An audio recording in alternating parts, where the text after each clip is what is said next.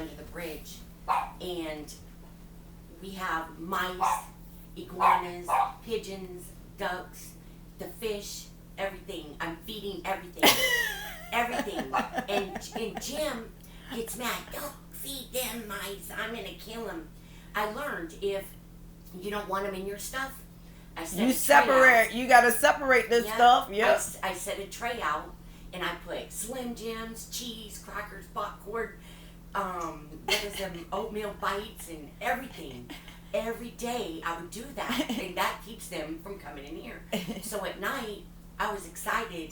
I would save food, especially, certain food just for them. And I would throw them because the mouse had babies, and they're so damn cute. They're little, and they have these elephant ears and a big long tail, and they come out. And one of them, like, he'll sit there and eat, but as soon as I look at him and he looks at me, he knows I'm looking at him, he'll take off. Yeah. You know what I'm saying? It's so funny, though. Yeah. But I feed all of them, and the iguanas, they'll come up. I have pictures. They'll come up right next to me. There's this one I call Fat Ass Crocodile because he looks like a crocodile face and he's fat as hell. He'll come up. He used to come up every morning, watch me put my makeup on. Just sit right there, girl. But then there's a duck. I used to call him a pervert, girl. This duck sleeps with all the other ducks. One time he had a duck under the water, held under its head under the water, just basically drowning the damn duck, screwing it. So I used to call him pervert, but then I changed his name to Pimpin'. Oh, good. Pimpin' will come up and sit right next to me. Now I won't touch him or nothing, but he'll sit right next to me and just chill. You know what I'm saying? And he's getting mad. You quit feeding them because they keep coming around. I said, look, that's just me. And then one fish, every morning be sitting right there. And as soon as I threw a little piece of bread, all the other fish, it's like he told everybody. Yeah, they do be communicating. Girl, I loved it. I really loved it. And what sparked this conversation, even though, like, this is just early morning, hair messed up, talking, conversation. But we were talking about all life matters, basically. So you were telling me that you're... Yeah, my therapist said that every living thing serves a purpose. You know what I'm saying? Right. Everything. Everything does. Even the ants. I mean, I used to sit there and feed the ants and watch them, how they all work together. Yeah, they really do work together. You know what I'm saying? But everything needs to eat. Everything needs, you know what I'm saying? I mean, they're not here for no reason. Right. And they're actually doing something for us. Right. And we don't know it. We don't respect. It's the same thing like with the women thing and the children thing. We don't see what's being done. Like, if you took all the women out of the earth and just took the women out of the earth right now, oh my God, and say if that's all you took out was women, adult women,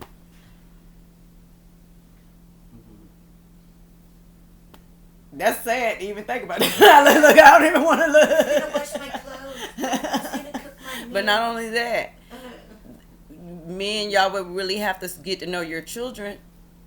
Yeah. We are, you think we're a space holder or something for your kids. Like, okay, yeah, I got my kids. I take care of my kids. How do you take care of your kids if you don't see your kid? Yes, it's a system against you. Yes, it's a system that wants you to look bad. They want us to turn against you. They want us to put you on child support. Women, I do want to say this. Stop putting our niggas on child support. I never did that. Even though I don't judge it, but the reason why, the reason why is you're giving them to the wolves.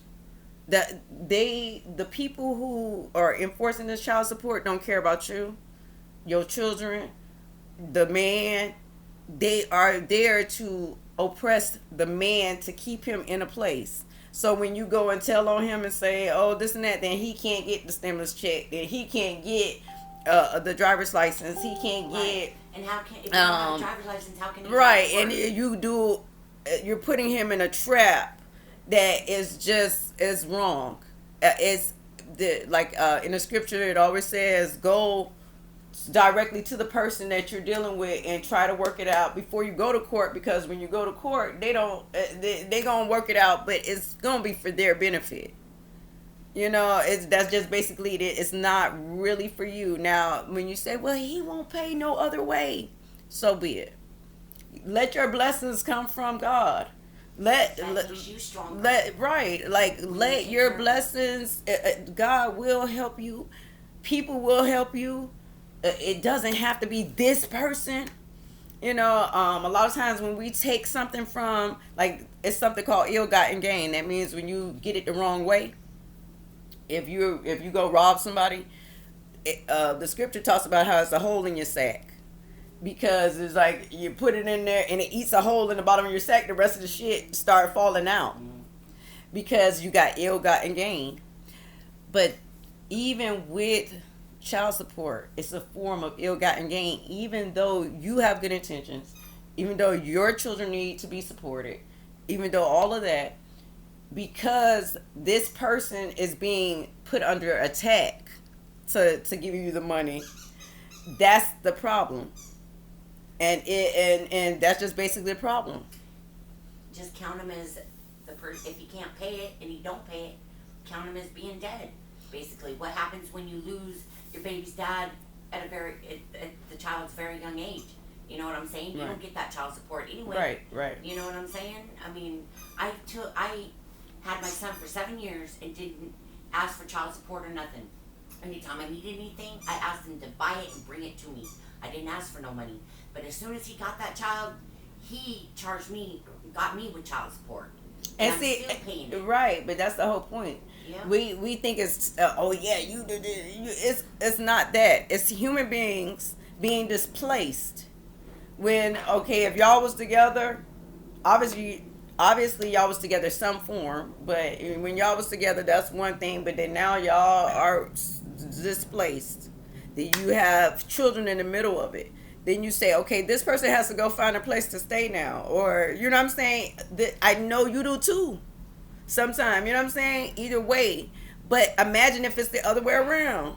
Whoever it is, if you say, okay, we got messed up so bad, he got the babies, I got to go and I'm going to try to get myself together. And he just started pressing you on child support, put you on child support. You don't got really no income. You trying to get your driver's license. You got to get the car, but you got to put it in somebody's name. And then you got to get insurance and all of this stuff because it's being, all of this. And then they take fees from your child support and your children get less and all of that.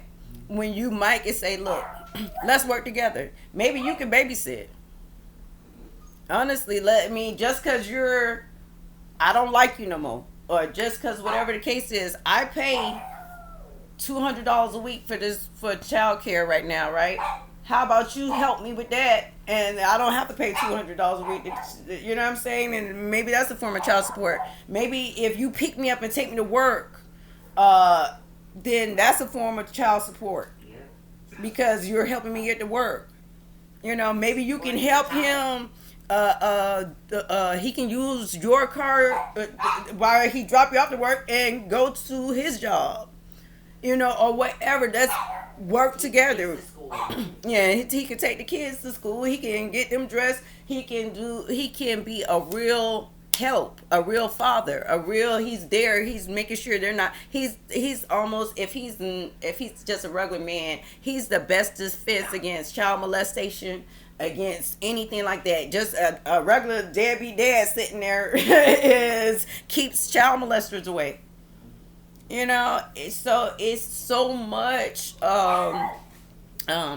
we can do so much better, and it's about respecting all life. And so we started this out because we were talking about killing little things. Stop killing little things. They are necessary. But it turned out to talk about us. That we are devaluing the little things, or things that we're thinking big things are little, like women and like children and like love. That's on the side. When they're supposed to be in the center or the whole. So this was a good conversation. Yeah. One more thing. Okay. When you see a spider in your house, don't kill it, because it's eating all the other bugs that come into your home. Right, and that is so true. Like with roaches, one time I looked up long time ago when I started realizing that I shouldn't kill. And it was a very hard thing in this society because I had some roaches in my house.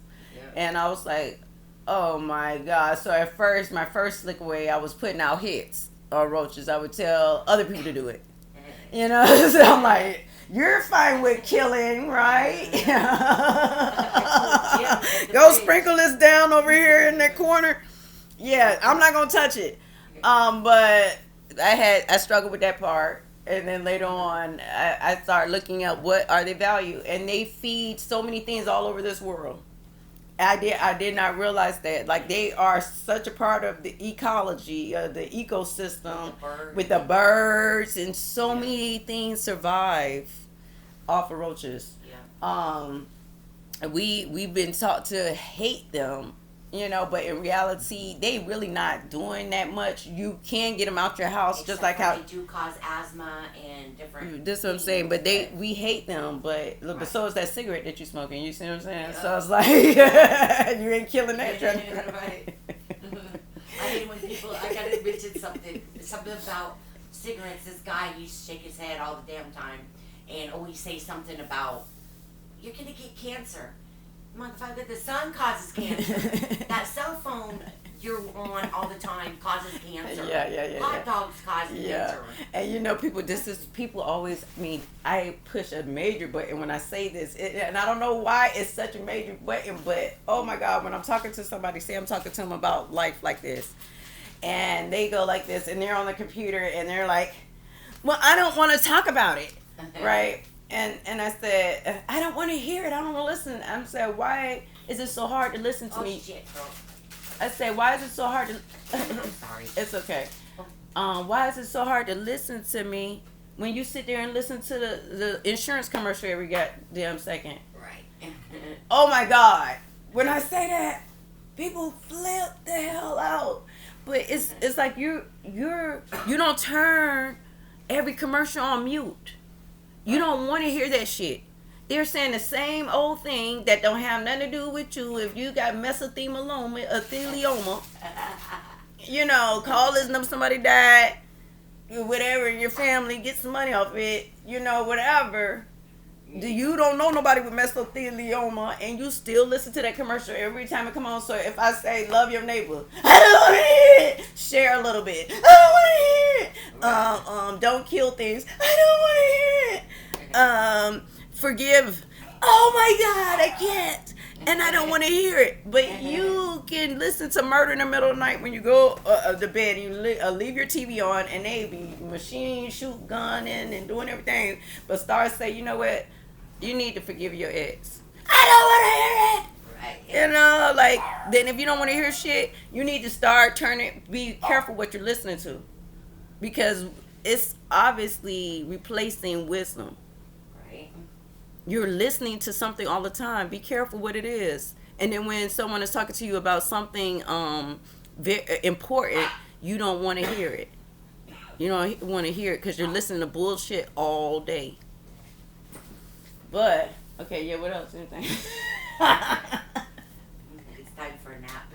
Time for an early morning nap. Nap. Okay. See y'all later. Love y'all.